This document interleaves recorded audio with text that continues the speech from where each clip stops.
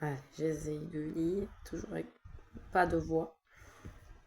En ce 11 Tammuz, je continue la lecture des lois du langage de Hafez Haïm.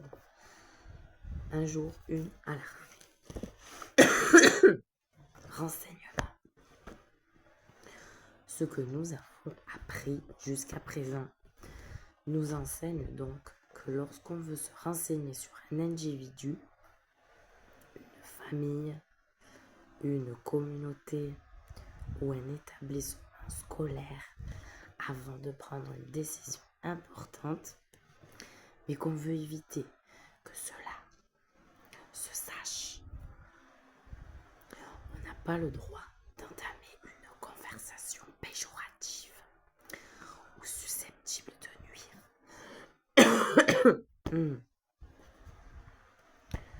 Celui qui donnerait ces informations, ignorant que ces informations ont un caractère constructif, se rendrait coupable de la shonara.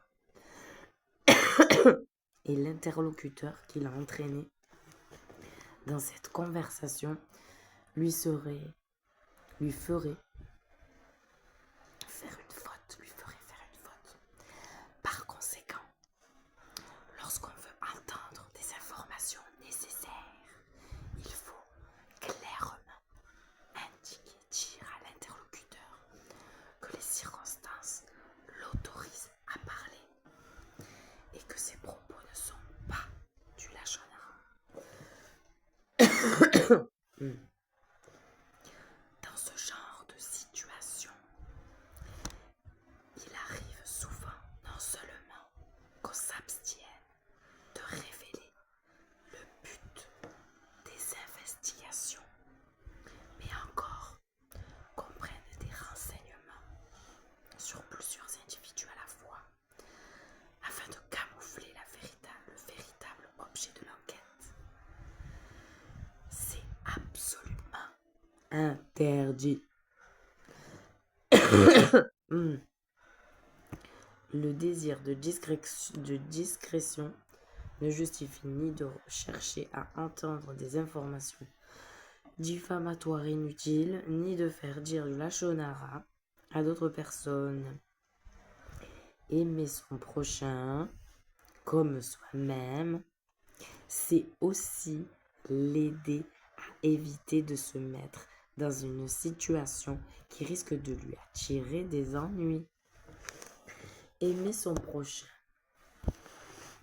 juger favorablement les autres et acquérir la Shemirat à la Shon sont deux mitzvot liées à celle de tu aimeras ton prochain comme toi-même dans Vaïkra, Lévitique, chapitre 19, verset 18. Lorsqu'on aime sincèrement son prochain, on ne peut pas dire du mal de lui et on s'efforce de justifier tous ses actes comme on le ferait pour soi-même. Lorsque nous faisons une erreur et savons que notre entourage en parle, nous espérons vivement que quelqu'un prendra notre défense et trouvera de bons arguments pour justifier notre conduite.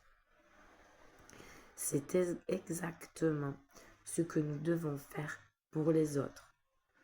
Aimer son prochain comme soi-même, c'est aussi l'aider à éviter de se mettre dans une situation qui risque de lui attirer des ennuis ou des critiques. Lorsqu'un voyageur doit passer un certain temps dans un endroit et qu'il en ignore les usages, il tâche de trouver un ami capable de le renseigner sur les coutumes locales et lui demande de le prévenir lorsque sa conduite risque de choquer les gens et de lui éviter tout embarras et toute humiliation. C'est exactement ce qu'il convient de faire pour son prochain. Et lorsqu'on voit un autre juif agir d'une façon qui risque de lui attirer des ennuis ou de l'humiliation, on doit le mettre en garde.